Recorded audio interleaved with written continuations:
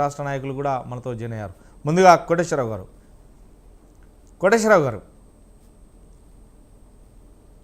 వినిపిస్తుంది. తెలంగాణ సర్కార్ ఫీజు రియంబర్స్మెంట్లో మొండి చేయి చూపెడుతుంది. గత సంవత్సరం అంటే గత పాలకులు కూడా ఫీజు రియంబర్స్మెంట్ బకాయి పెట్టే వెళ్ళిపోయారు, అంటే పెట్టారు. ఈ నేపథ్యంలోనే తెలంగాణ ప్రభుత్వం కూడా గడిచిన 21 నెలల్లో ప్రభుత్వం వచ్చి వీళ్ళు కూడా ఒక ఫీజు రియంబర్స్మెంట్ చేయలేకపోతున్నారు అంటూ కూడా ఇంటర్, డిగ్రీ, పీజీ కళాశాలకు సంబంధించిన కాలేజీల యాజమాన్యాలు మాత్రం మేము మొయ్యలేని భారం ఉంది, కనీసానికి మేము విద్యాబోధలకు ఇవ్వాల్సిన ఫీజు కావచ్చు లేకుంటే ఇవన్నీ కూడా మేము కట్టలేని స్థితిలో ఉన్నాం, మాకు ఫీజు రియంబర్స్మెంట్ ఖచ్చితంగా ఇవ్వాలి, లేని పక్షంలో మేము బంద్ పాటిస్తామంటూ కూడా వాళ్ళు ప్రైవేటేషన్ కమిటీ చెప్పడం జరిగింది. అంటే ఎలా చూడొచ్చు, అంటే ప్రభుత్వాలు మారినా పాలకులు మారినా కానీ ఈ విద్యాబోధనకు సంబంధించిన విషయంలో మాత్రం బంద్ చేస్తామంటున్నాం, ఎలా చూడొచ్చు?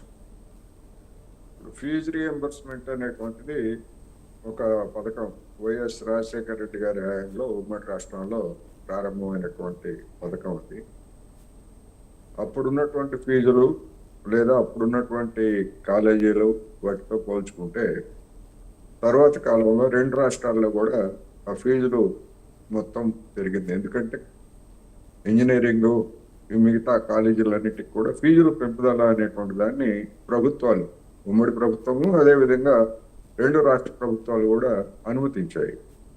అందువలన ఇవాళ ఫీజులు చెల్లింపు రియంబర్స్మెంట్ అనేటువంటిది ఒక పెద్ద సమస్యగా ఉన్నది 2 రాష్ట్రాలు.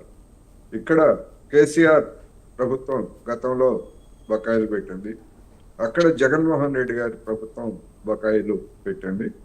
అవి తాజాగా ఇక్కడ తెలంగాణలోనూ అటు ఆంధ్ర రాష్ట్రంలో కూడా మొత్తం తడిచి మోపిడై అసలే అంతంత మాత్రంగా ఉన్నటువంటి రాష్ట్ర ప్రభుత్వాల ఆర్థిక స్థితిని ఒక విధంగా ఇబ్బందుల్లో పడేశాయనేటువంటిది స్పష్టం. అయితే పాలకులు అధికారానికి వచ్చిన సమయంలో ఈ విషయాలన్నీ వాళ్ళకి తెలియనివేమీ కాదు. అటు చంద్రబాబు నాయుడు గారికి లేదా ఇటు రేవంత్ రెడ్డి గారికి లేదా వాళ్ళు ప్రాతినిధ్యం వహించేటువంటి పార్టీలకు అన్నిటికీ తెలుసు. అయినప్పటికీ వాటన్నింటినీ మేము సర్దుబాటు చేస్తాము అనేటువంటి హామీతోనే వచ్చారు. అందువలన సర్దుబాటు చేయాల్సినటువంటి బాధ్యత వాళ్ళ మీదే ఉందనేటువంటిది స్పష్టం.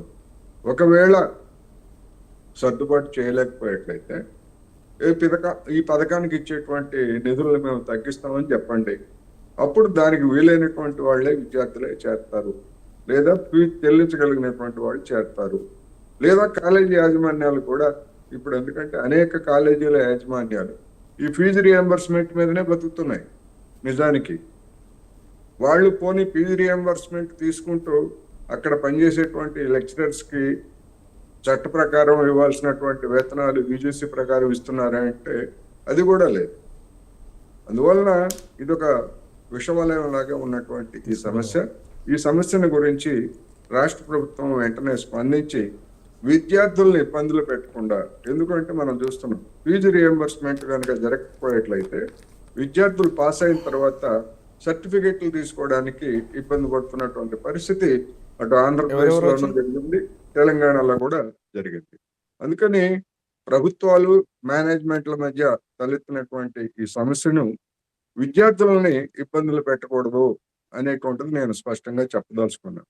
అందుకని విద్యార్థుల తల్లిదండ్రులను మీరు ఫీజు చెల్లించండి, మాకు రాగానే మీకు చెల్లిస్తాము అని చెప్పేసి అనేక కాలేజీల యాజమాన్యాలు వాళ్ళ దగ్గర నుంచి బలవంతంగా తీసుకోవడం, తల్లిదండ్రులు కూడా సర్టిఫికెట్లు ఆలస్యం అయితే పిల్లల అవకాశాలు ఎక్కడ దెబ్బతింటాయో అని చెప్పేసి వాళ్ళు కూడా అప్పో చేసి చెల్లించడం, ఇటువంటివన్నీ కూడా మనకు తెలిసినటువంటి వ్యవహారాలు.